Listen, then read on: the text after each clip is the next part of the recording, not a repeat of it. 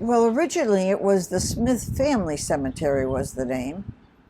And then it became the Schramm Cemetery, and ultimately it's now today the Chardon Road Cemetery. As I walked through the cemetery, I just kept saying, this is unacceptable. And I'd say it over and over. And I just had this moving feeling within me that I had to do something.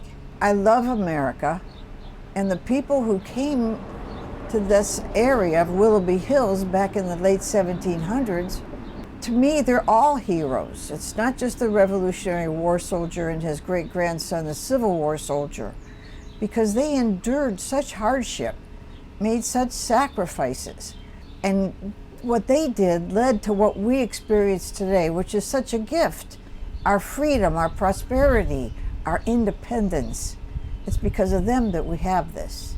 The Stonehuggers were introduced to me early on, before we had any financial backing.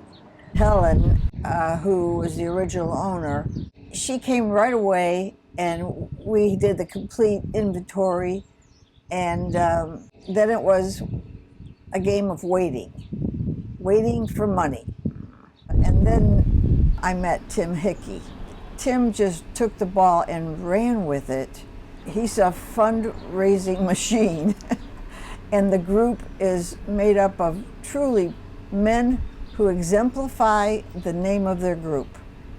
They're called the Men of Honor, and that's exactly what they are. When people study ancestry, they work back in terms of who their ancestors are. I was trying to figure out how to work forward so that perhaps we could locate some descendants of these people that are resting there. And I spent a lot of time over at the Morley Library. That genealogy room there is astounding. The Lake County Genealogical Society was huge. I mean, there was a Saturday that we spent the entire morning at the special genealogy department at Morley, going through all these records, which are so impressive, trying to get descendants figured out and, the lines of lineage. So I was here one day at the Men Are on the Lake Library and met Lisa. And I told her, of what my challenges were. And she was so great because she just lit up.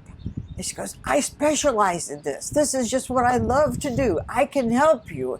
And I felt like a gift fell from heaven. So Linda O'Brien came in to check out a book. She asked if we can help find some relatives that are still living. I'm not a genealogy person. I've never done Ancestry.com, but I was immersed in trying to restore this cemetery and to let people that are still in the area know that their loved ones are being taken care of now. I started with Ancestry, and I also did Find a Grave. And I was looking for family trees that were consistent with the people in the cemetery. Actually, we found a lady, and she showed up at the celebration with some other relatives. So that just really, it was the bow on the present.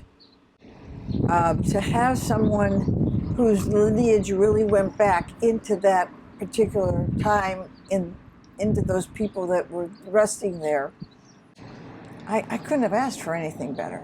I am fortunate to be part of this in just a very small way, and I appreciate that she came to me because it's changed me also. This is something a genealogist's dream is, somebody that wants to maintain our history and go above and beyond, getting volunteers, getting money to correct the headstones. The ceremony, everything was beautiful. And so thank you, Linda. Thank you for doing what you do in preserving our veterans' history and the people of Lake County. I'm very grateful for everybody that had, played a major role in this, because they all contributed something that was critical in terms of a new piece to the puzzle. And the puzzle kept expanding and became the beautiful picture that it is today. Well, I want to show you this photo. This is an actual photo of what the cemetery looked like when I walked in the first time. And if you can see it clearly, gravestones are lying on the ground. They're black. There's one in the background that I actually cleaned myself, and that became Edward Halstead's gravestone. But today these headstones are perfectly white, and they're standing straight, and the cemetery is fenced with a beautiful archway. I hope people that are listening and watching this will go and visit it, because this is how all of our cemeteries should look. We need to show respect and give dignity to those who are, interred, that came here and fought through these days 250 years ago.